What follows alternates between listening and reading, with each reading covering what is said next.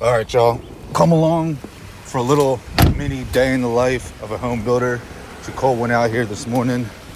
Pulling up to my first house that I'm doing.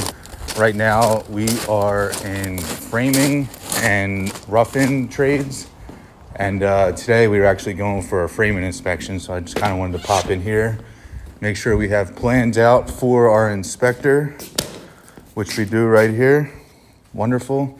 So yeah, this one's getting inspected today. I don't really need to spend too much time in here. We did all the work, all the frame punch items yesterday, so I already knew what got done. Just having an inspector come through today. If this passes, then I'll just hit up my installation guys and siding to try to get them rolling, which would be, today's a Friday, so I'm gonna try to get them rolling for Monday next week. All right, so first bad news of the day. My water sewer guys who run my laterals were not able to find the sewer to tie into.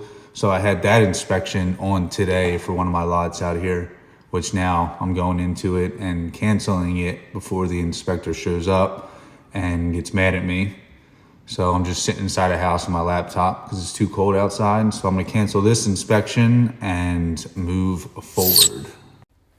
All right, now I wanted to come over here to one of my other homes, check out this deck that I've been having getting built throughout the week. Kind of just wanted to check out some of the joints on these Fiberon deck boards. These things are awesome. They're pretty much bulletproof. They're easy to install. The only downside I would say is that if you're not covered and if these sit out in the sun, they can get pretty hot, which isn't ideal. But this one's not gonna matter too much. We have a covered screen and porch. These are some of the joints that I was talking about. I have them, which is a tip here, is when you're cutting these, you want to put a slight angle on them and not just have it straight, and that's to allow for expansion and contraction on these. So when they expand and contract, they got some wiggle room right here to bounce back and forth whenever they move around. If they do, I haven't had too much experience with these to see that, but we do like to just have them just install a little bit slight angle. So this all looks good to me. Picture framed it on the outside, butt joints on the inside. Same thing with a picture frame here. Let me see if they did the PVC like I told them to do it. A little slippery because it's so damn cold.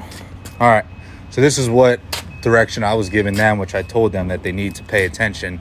Because you see this wrapper on all PVC material, at least the ones that I get, has this wrapper on it.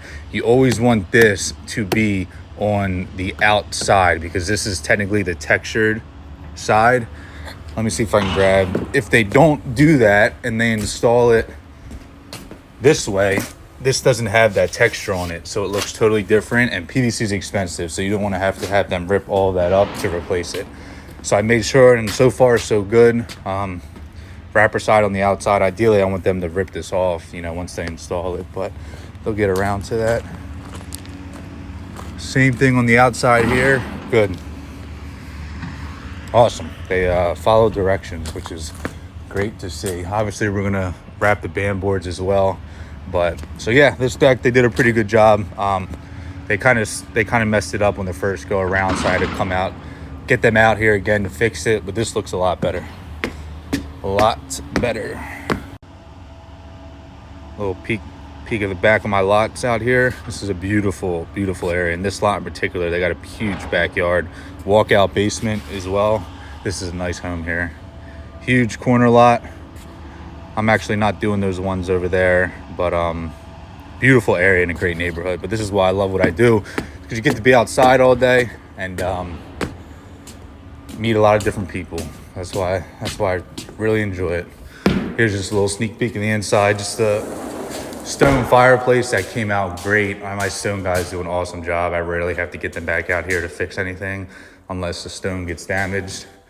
And then I love these customers' cabinet selections. You kind of got like a beige type of color on all the uppers, and then a darker island countertop here, which I highly suggest, or just a tip in the design phase, is if you're ever doing an island or any cabinets underneath an island where there's gonna be a lot of foot traffic and a lot of kicking around, I highly suggest going with a darker cabinet. I know some people just like to match lowers and uppers and everything throughout the whole kitchen, but I highly recommend, if you do get an island where you're at least gonna put like some stools or some chairs, get a darker color cabinet, because you're gonna get a lot of kicks and those will all show up, especially on like white cabinets.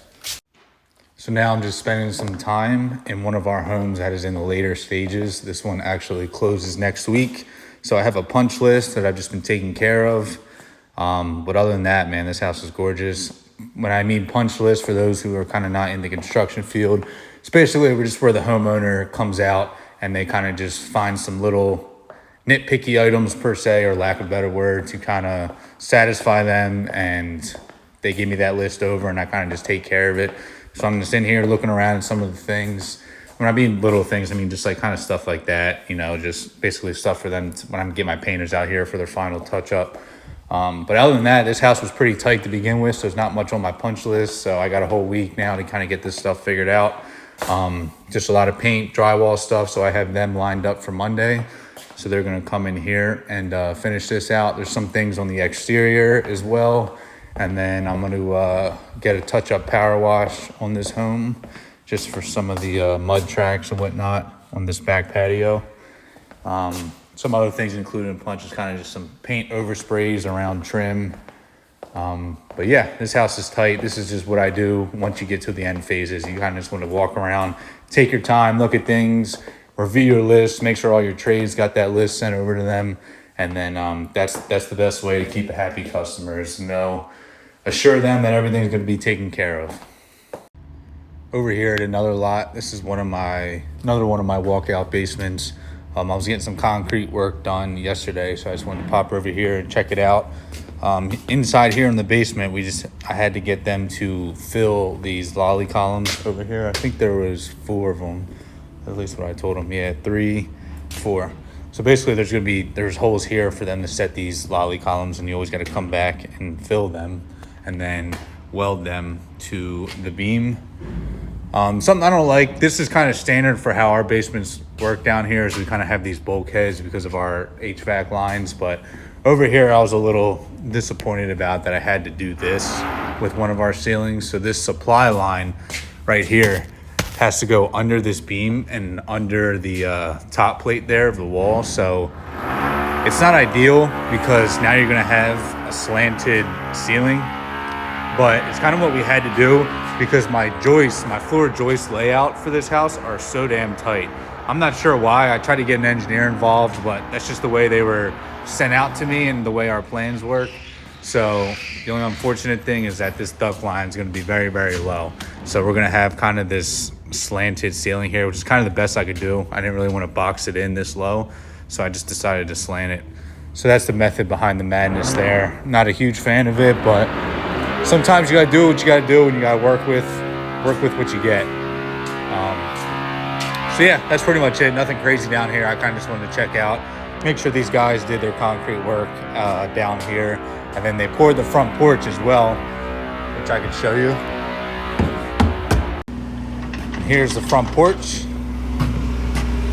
Looks good to me. I'm just checking to see if they got any splatter anywhere. Doesn't look like it. You always want to check your pours, because sometimes if they're not careful, they'll splatter a bunch of concrete everywhere. And if you have siding on already, or if you're doing a driveway, you got siding on, that shit will splash on there, and it's very hard to get off.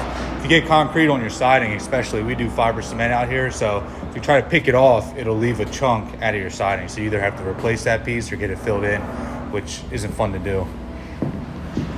Out here, another one of these decks that I was talking about, these Fiberon deck boards. So I mentioned in the sun, so this one part's covered. This is getting a screened-in porch, but that section over there will not be covered. So those ones are going to get pretty hot to the touch. I am in Virginia, so it does get pretty hot down here. So I'll have to come back and ask the homeowners after they move in how it is.